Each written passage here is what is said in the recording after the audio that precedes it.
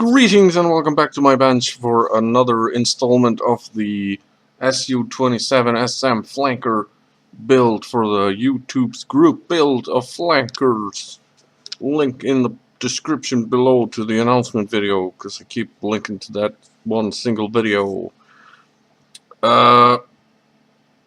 Picking up right where we left off, or almost right where we left off in the last video. The nose cone. I hadn't put it on last time, and I think I'm gonna put that on before I start doing any putty work. So if I need to go ahead and put some putty, which is highly likely, along the nose cone, I can do that at the same time as I do the other putty work along here and here and here and here and here and here, everywhere. But the instructions say that I'm supposed to add like 10 grams to the nose of weight, and I only have about 5 pellets here of lead air gun pellets, and I still haven't had the chance to go to the gun store and buy some more, because you buy those at a gun store in Iceland because it's ammunition. And so I saw this guy do this thing in a different video. I forgot who it was. I'm sorry. I stole some Play-Doh from my kids.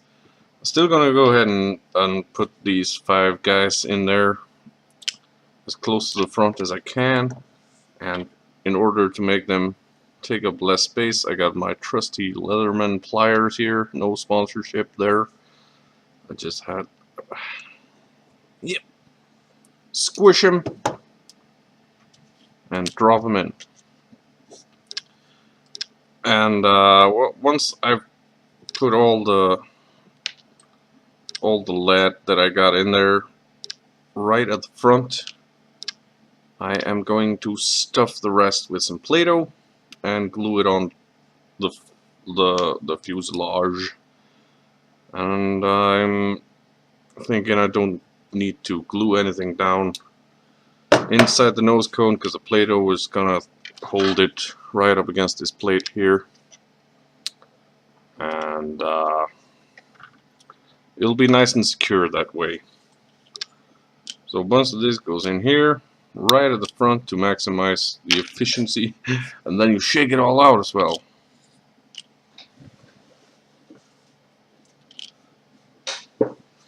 Where's the last one? Did I put all 5 in? 1, 2, 3, 4, 5, 4. There it is. It was under my butt. Yep. And this is kind of old Play-Doh. My kids kind of left out, so it's starting to dry out a little bit.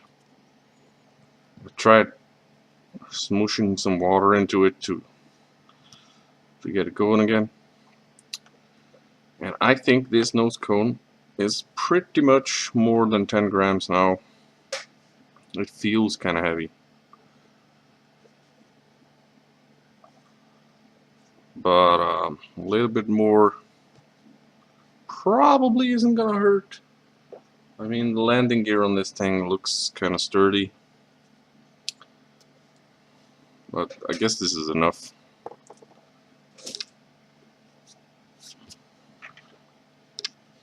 Then I'm just gonna go ahead and glue it on there.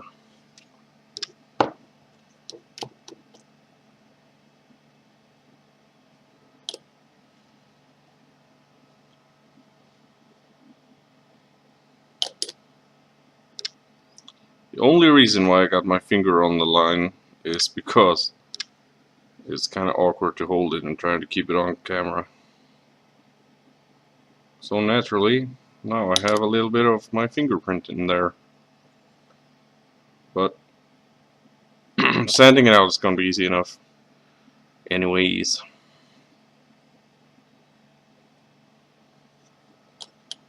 And just like that.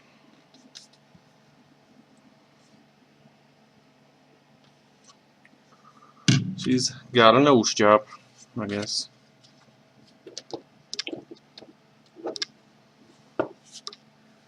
let that cure for a little bit, and then I'm gonna go ahead and give it a little sanding to get the fingerprints down a little bit, and it's going to be a little putty work. Got a gap going on right here.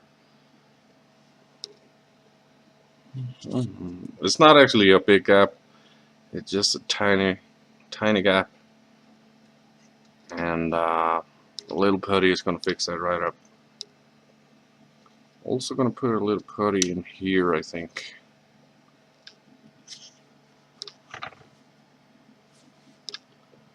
That's 5 minutes of nose cone work.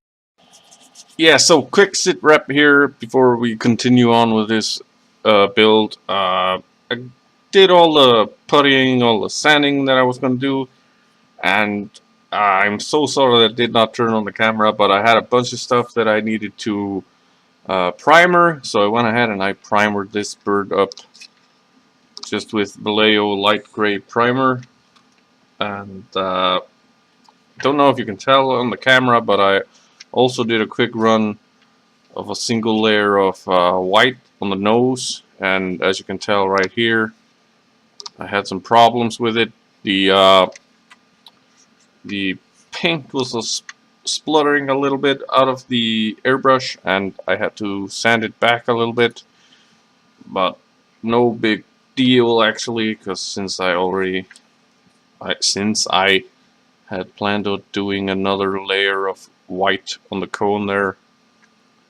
So that's what's next on the menu here. It's just another white layer on the nose cone before I can attack painting the actual body. Now what I've already done also is I painted the engines with just Vallejo gunmetal.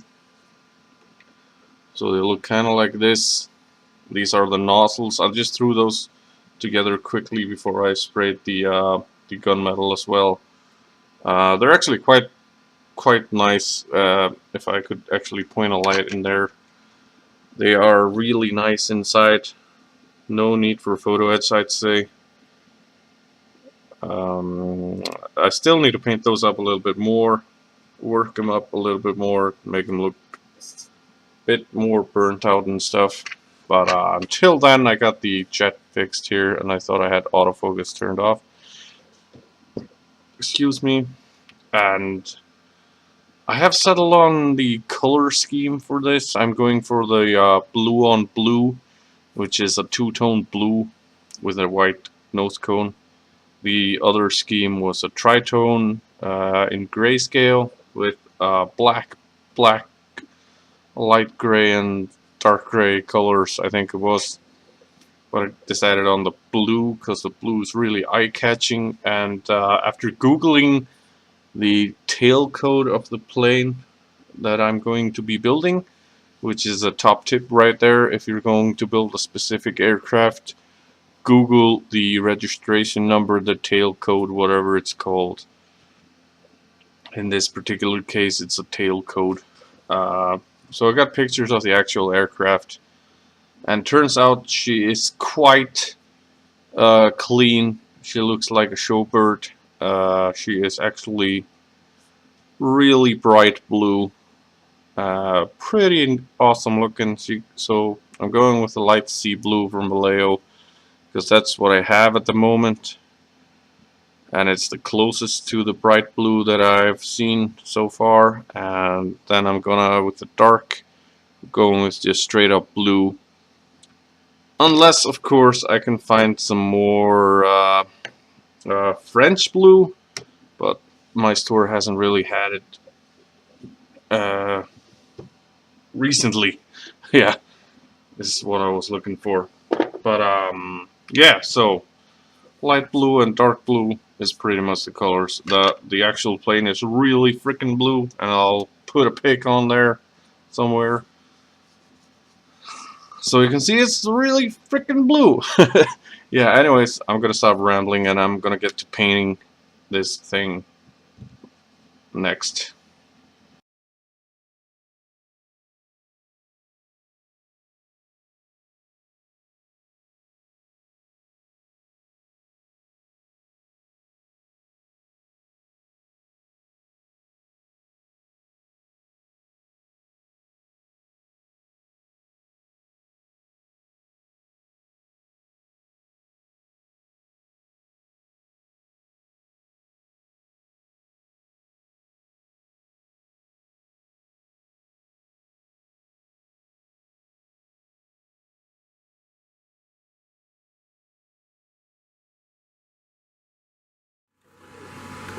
got the light sea blue on here, and now I'm just making out of blue tack some masking worms, so to speak, and I'm masking off the areas that are supposed to be dark blue.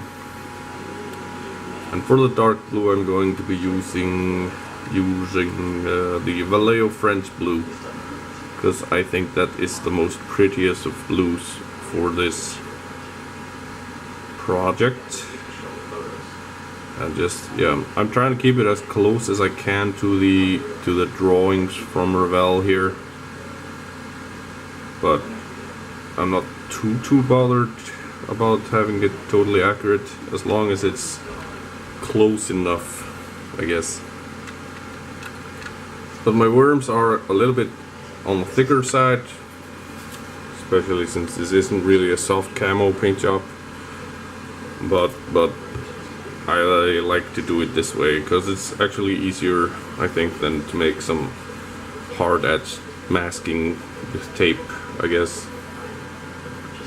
Although it's doable, I'm too lazy to actually go ahead and do that, so I'm just doing it this way.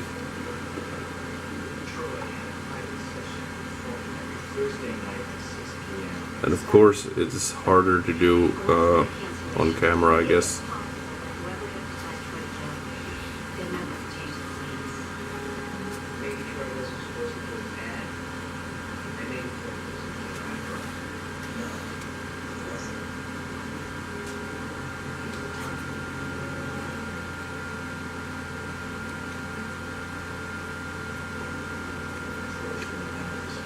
Like so.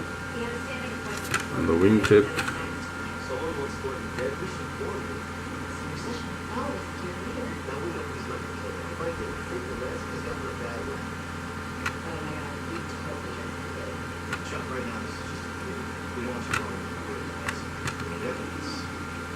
Like so.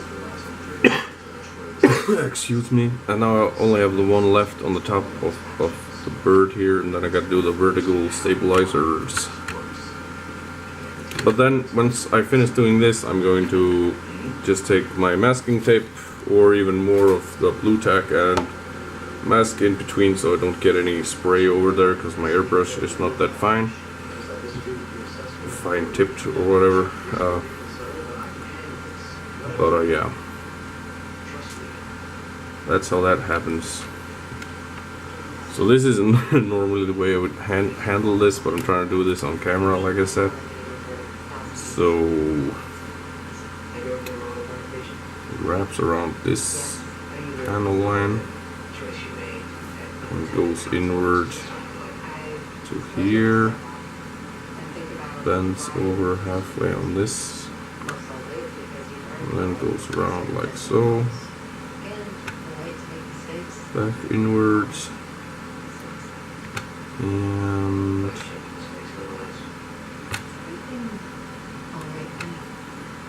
somewhat like this, I guess.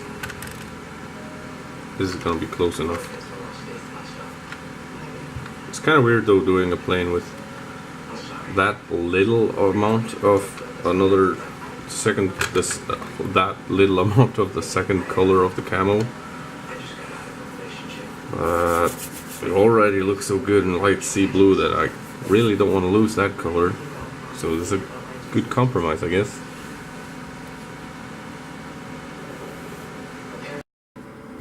So yeah, she's all painted up, and I made a little tiny mistake, as in where I had the camera all set up at the paint booth. It was gonna film shooting the blue and unmasking it, but someone, definitely not me, forgot to turn the camera on. So she's painted and unmasked. Looking quite snazzy, if I say so myself. The weathered intakes look pretty good, if I say so myself. You can see the weathering inside there if you are holding this up close. We got a little small stuff left to paint before we clear coat this and get it ready for decals. I also haven't put in the machine gun. and small stuff like that. We still gotta put on some stabilizers here. I think those are called stabilizers. As well as there is apparently a mistake in the instructions, whereas before putting on these guys, I looked at the instructions a billion times, I feel like, and these little marked off squares right here and here were clearly shown on the upper surfaces of the plane.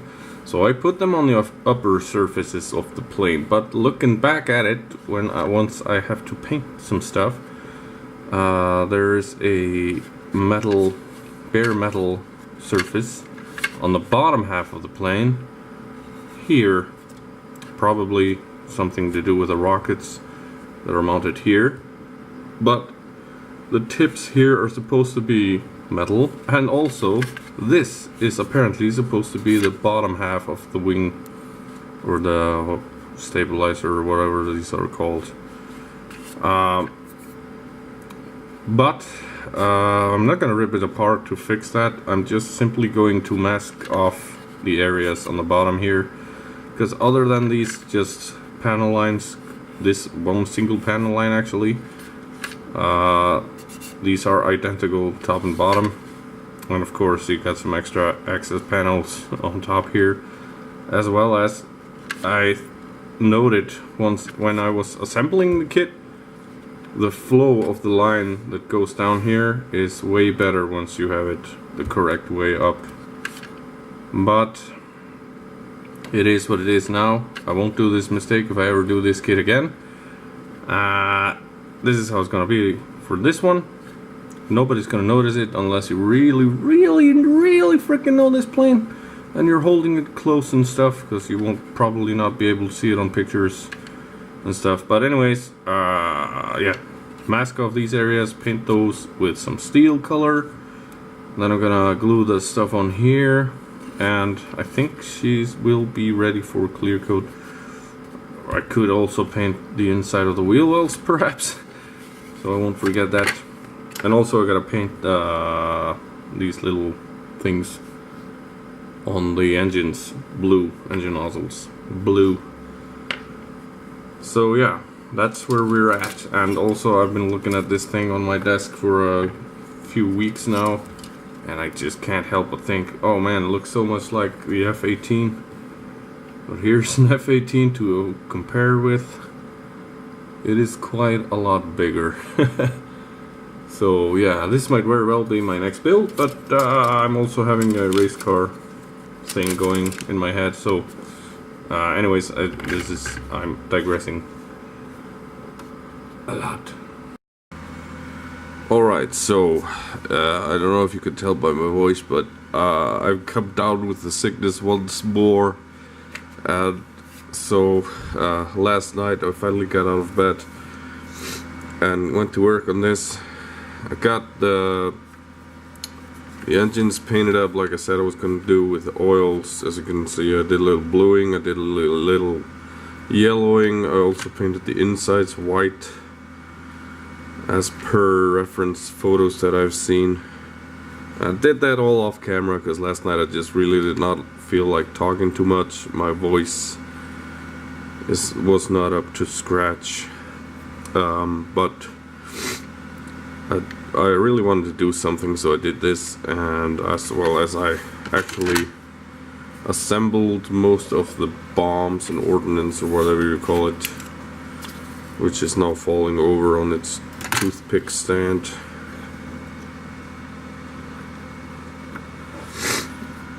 So I got these all assembled, and I'm about to go paint them sometime, maybe later today. I don't know. But anyways, I just want to make a quick ending to this video showing most of all the oil work I did just to get a little more interest into the engines. I'm gonna go ahead and clear coat these now as soon as I repair this where I accidentally put too much glue and put my finger in it. But that's just gonna be a quick spray over with a gunmetal paint and a quick redo with oils.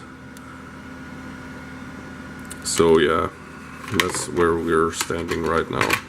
But anyways, I'm just gonna go ahead and end the video here. I'm gonna fix that and clear coat it off camera, as well as probably paint the Ordnance, because that's not really interesting, except for maybe these KH-31 missiles,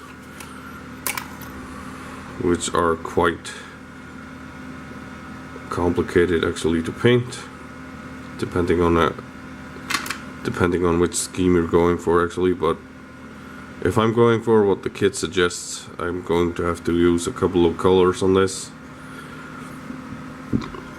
Yeah, but anyways, I got a fever and I don't know what I'm saying, so I'm gonna go ahead and keep working on this, and I'll give you next video. It's probably gonna be like an update video or something, because we're closing in on the deadline and I have to get working on this, even though I'm sick and I can't really talk on camera. So yeah, I'll catch you in the next one. I hope I can show you a lot of stuff, but if not, I hope you understand that sometimes you just can't help getting the flu. But anyways, yeah, catch you in the next one. Keep on modeling, keep having fun. Bye.